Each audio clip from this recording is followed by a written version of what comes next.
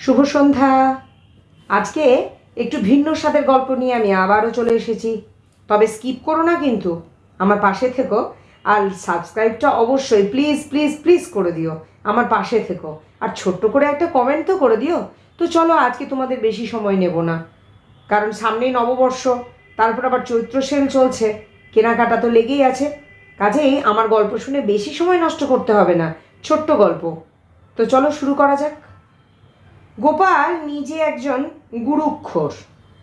তখনকার দিনে সিগারেট বিড়ির সেরকম প্রচলন ছিল না, অধিকাংশ লোকই গুরুক টানত। সদানন্দ নামে গোপালের একজন প্রতিবেশী ছিল, সেও ভীষণ গুরুক্ষর। লোকটার প্রচুর ধানি জমি, সংসারে লোক কম, তাই চিন্তা ভাবনাও খুব কম। সে প্রায় সবসময় বারান্দায় বসে গুরুক গুরুক করে হুঁকো টানত। হুঁকোতে সে ভালো তামাক ব্যবহার করত। গোপাল মাঝে মাঝে সুযোগ পেলে সদানন্দের ওখানে গিয়ে গুরুক টানত আর সুখ দুঃখের গল্প করত। রোজকার মতো সেদিনও গোপাল সদানন্দের ওখানে গুরুক টানতে গেল। গোপালকে দেখে সদানন্দ বলল, এই যে ভাই, এসো এসো। সদানন্দ চাকরকে ডেকে গোপালের জন্য আর এক ছিলিম তামাক সেজে দিয়ে আনতে বলল। সদানন্দের মুখে সর্বদাই হাসি লেগে থাকতো। আজ সদানন্দকে চিন্তামগ্ন দেখে গোপাল জিজ্ঞেস করলো, কি ব্যাপার সদানন্দ ভাই, তোমাকে যেন একটু চিন্তাগ্রস্ত দেখছি। তোমার মতো লোক যদি চিন্তা করে, আমাদের মতো লোকের তো চিন্তা সাগরে হাবুডুবু খেতে হবে।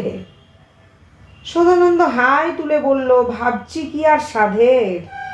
সকাল থেকে আমার বউ প্রসব বেদনায় ছটপট করছে, কিন্তু সকাল গড়িয়ে বিকেল হলো, এখনো সন্তান ভূমিষ্ঠ হওয়ার কোনো লক্ষণ নেই।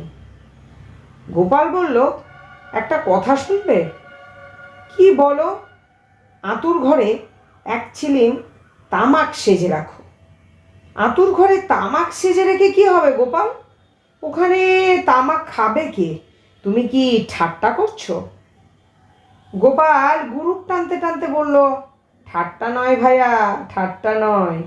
তুমি একজন নাম করা গুরুক্ষর। তোমার ভাবি ছেলেরও গুরুকের প্রতি আকর্ষণ থাকাটাই স্বাভাবিক। আঁতুর ঘরে এক ছিলিম তামাক সেজে রাখলে তামাকের গন্ধে ছেলে পেটের ভেতর থেকে বেরিয়ে আসবে। এ তুমি কি বলছো গোপাল? গোপাল গুরুক টানতে টানতে ভারী চালে বলল, আমি ঠিকই বলছি। তামাকের গন্ধেই ছেলে হবে মশাই। অনেক আগেই যদি আঁতুর ঘরে এক ছিলিম তামাক সেজে রাখতে, ছেলেটা নির্ঘাত অনেক আগে বেরিয়ে আসতো, আর তোমার স্ত্রীও এত কষ্ট পেত না। গোপালের কথা শুনে সদানন্দ বলল, ঠিকই বলেছ, গুরুক্ষরের বেটা তো গুরুক্ষর হবেই। তো গল্পটা স্কিপ না করে শুরু থেকে শেষ পর্যন্ত গল্পটা শোনো, তাহলে দেখবে কতটা মজাদার গল্প।